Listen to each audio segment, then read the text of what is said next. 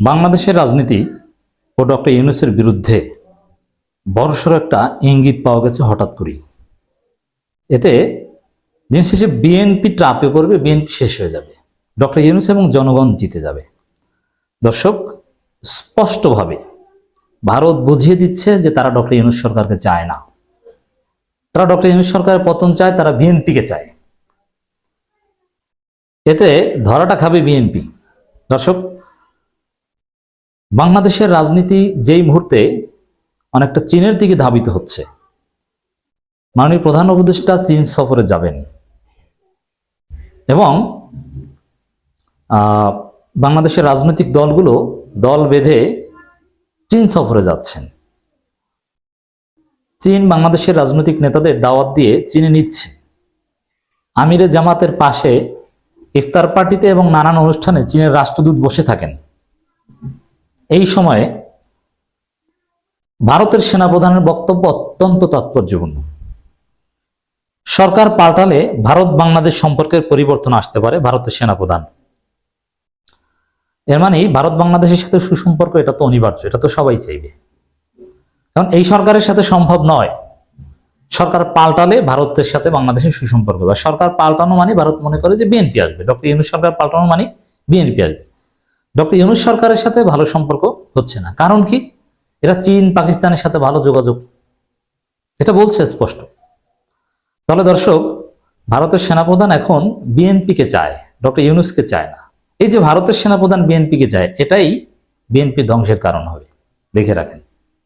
কারণ ভারত যাকে চায় বাংলাদেশে তার ধ্বংস অনিবার্য। ভারত চায় মূলত ধ্বংস করার জন্য। আবার বিএনপির ক্ষেত্রে ভারতের কমপ্লেক্সিটি আরো বেশি, কারণ বিএনপিকে চায় ভারত, বিএনপির উপর ভরসা রাখছে, কিন্তু তারেক রহমানকে আবার বিশ্বাস করতে পারছে না, যদিও তারেক রহমান রয়ের জালে আবদ্ধ। এই পয়েন্টটা খুবই গুরুত্বপূর্ণ দর্শক। তো দর্শক, যেটা বলা হচ্ছে যে সরকার পাল্টালে ভারতের সঙ্গে বাংলাদেশের সম্পর্কে পরিবর্তন আসতে পারে বলে মন্তব্য করেছেন ভারতের সেনাপ্রধান উপেন্দ্র দ্বিবেদী। এই মন্তব্য তিনি আগেও করেছেন। সরকার পাল্টালে মানে ডক্টর, দেখেন, এটাই কিন্তু ডক্টর ইউনূসের সুপ্রিমেসি প্রমাণ, যে তিনি যে ভারতকে ম্যানেজ করে চলেন না। ভারতের সাথে কোনো নতজানু নীতিতে যে ডক্টর ইউনূস নেই, ভারত যে ডক্টর ইউনূসকে ম্যানেজ করতে পারবে না, এটা তারা জানে। আর বিএনপিকে ম্যানেজ করা যে তাদের পক্ষে 1-2 ব্যাপার অলরেডি ম্যানেজ করেছে। এই কারণে বিএনপিকে এখন চাই। সরকার পাল্টানো মানেই তো বিএনপিকে চাওয়া, এটা তো কনভেনশনাল দৃষ্টিভঙ্গি এটাই, যদিও বাস্তবতা অনেক কঠিন। সংস্কার পর নির্বাচন হলে বিএনপি ক্ষমতা আসার কথা না। তো এতে এইভাবে বিএনপিকে ডেকে ক্ষমতায় আনতে চাইছে ভারত, কন্ডিশন দিচ্ছে। বিএনপি তো এই জায়গাটাই বাস খাবে, নির্বাচনেই তো বাস খাবে, যে ভারত বাংলাদেশে এখন দ্রুত নির্বাচন চায়, বরং সম্পর্ক উন্নয়নের জন্য শর্ত দেয় যে ডক্টর ইউনূস সরকার যেতে হবে, মানে বিএনপিকে ডেকে আনছে। বিএনপি তো মারাটা খাবে এই জায়গায়। শনিবার নয়াদিল্লিতে ইন্ডিয়া টুডে কনক্লেভের এক অধিবেশনে চীন ও পাকিস্তানের মধ্যকার সম্পর্কের বিষয়ে কথা বলার সময় বাংলাদেশের প্রসঙ্গে একথা বলেন তিনি। এই খবর দিয়েছে অনলাইন এনডিটিভি। দর্শক, ডক্টর ইউনূস যে পারফেক্টলি খেলছেন ফরেন পলিসি, তার প্রমাণ হচ্ছে এটা। এই যে চীন সফরে যাচ্ছেন, অলরেডি তৌহিদ হোসেন গিয়েছিলেন, মাননীয় প্রধান উপদেষ্টা প্রথম দ্বিপাক্ষিক সফরে চীন যাচ্ছেন, আবার পাকিস্তানের সাথেও ভালো সম্পর্ক। তো এই বিষয়গুলো যে ঠিক আছে, এই বিষয়গুলো যে ভারতকে দৌড়ের উপর রাখছে, বা এটা কন্টিনিউ করতে পারলে যে ভারত এক পর্যায়ে চুপসে যাবে, ফোলা বেলুন একেবারে চুপসে যাবে, এই বক্তব্য থেকে স্পষ্ট।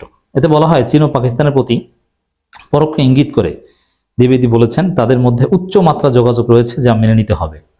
হ্যাঁ, যোগাযোগ আছে, থাকবে। বাংলাদেশের রাজনীতি এখন চীনমুখী। সামনে যারা ক্ষমতা আসবে তারা চীনের সাথে খুব ঘনিষ্ঠ সম্পর্ক রাখবে। চীন তাদেরকে ট্রেনিং দিচ্ছে, আর ভারত ভিসাই দিচ্ছে না। অতএব খবর আছে ভারতের, মায়ের কত প্রকার ও কি চীন থেকে শিক্ষা নেই ভারতের, এখন বাংলাদেশ থেকেও মায়ের খাবে। এটাই ফরেন পলিসি, যে বাংলাদেশ ভারতের শত্রুর সাথে সম্পর্ক উন্নয়ন করবে, ভারতের শত্রু পাকিস্তানের সাথে সম্পর্ক উন্নয়ন করবে। এর অর্থ দুই ফ্রন্টের হুমকি এখন বাস্তব, ভারত ভয়ের মধ্যে আছে। অধিবেশন চলাকালীন সেনাবাহিনীর প্রস্তুতি, চলমান সংঘাত থেকে শিক্ষা, বাংলাদেশের পরিস্থিতি এবং প্রকৃত নিয়ন্ত্রণ রেখা এবং নিয়ন্ত্রণ রেখা সম্পর্কের বিষয়ে জবাব দেন ভারতের সেনাপ্রধান। প্রশ্নকর্তাকে উদ্দেশ্য করে দ্বিবেদী বলেন, দ্বিতীয়ত আপনি যে বিষয়ে জানতে চেয়েছেন তা হচ্ছে সহযোগিতা বা আমাদের পশ্চিমা প্রতিবেশী এবং বাংলাদেশের মধ্যে সম্পর্ক। পাকিস্তান এবং বাংলাদেশের মধ্যকার ক্রমবর্ধমান ঘনিষ্ঠতার ইঙ্গিত দেয়া প্রতিবেদন সম্পর্কে প্রশ্ন করা হলে দ্বিবেদী বলেন, আমার মতে যেহেতু সন্ত্রাসবাদের কেন্দ্রস্থল একটি নির্দিষ্ট দেশ, তাদের আমাদের প্রতিবেশীর যে কোনো দেশের সঙ্গে সম্পর্ক রয়েছে, তাই আমাদের উদ্বিগ্ন হওয়া উচিত। আমি এ বিষয়ে উদ্বিগ্ন। সন্ত্রাসবাদের পথটি সেই দেশ থেকেও ব্যবহার করা হতে পারে, যা আমাদের প্রধান উদ্বেগের বিষয়। এগুলো হচ্ছে ফাও কথা, যে ভারত এবং চীন এবং পাকিস্তান থেকে সন্ত্রাসবাদ পরিচালিত হবে, এইসব কথা বলে কোনো লাভ নেই। এগুলো বাস্তবতা মেনে নিতে হবে, না কোনো সন্ত্রাসবাদ কিছু না। এখন ওই যে ভারত নিজেদের মন মতো বাংলাদেশকে ব্যবহার করতে না পারলে এখন সন্ত্রাসবাদের ধোয়া তুলছে। চীন কি ইসলামিক এক্সট্রিমিস্টদের জায়গা দেয়? এটা কোনো কথা? বাংলাদেশ যেহেতু ভারতের সেনাপ্রধান বলেন, বাংলাদেশের ভূমিকা নিয়ে এখন সিদ্ধান্ত নিলে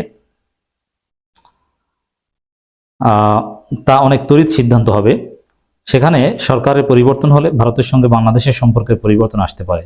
কেননা আমি এ বিষয়ে খুব স্পষ্ট যে বর্তমান সামরিক বাহিনীর সঙ্গে আমাদের সম্পর্ক খুবই শক্তিশালী। আমাদের সঙ্গে নিয়মিত নোট বিনিময় হয়, যাতে কোনো ধরনের দ্বিধাদ্বন্দ্ব এড়ানো যায় না। যাই হোক দর্শক, মূল মেসেজ এটাই যে ভারত বাংলাদেশে দ্রুত নির্বাচন চায় এবং এর মধ্য দিয়ে ডক্টর ইউনূস সরকারের পতন চায়, বা অন্য যেভাবে হোক না কেন ভারত ডক্টর ইউনূস সরকারের পতন যেভাবে ঘটাতে পারে তারা সে চেষ্টা করছে, এবং বিএনপিকে চায়। আর ভারত বিএনপিকে চায়, এটাই বিএনপির ধ্বংসের কারণ হবে।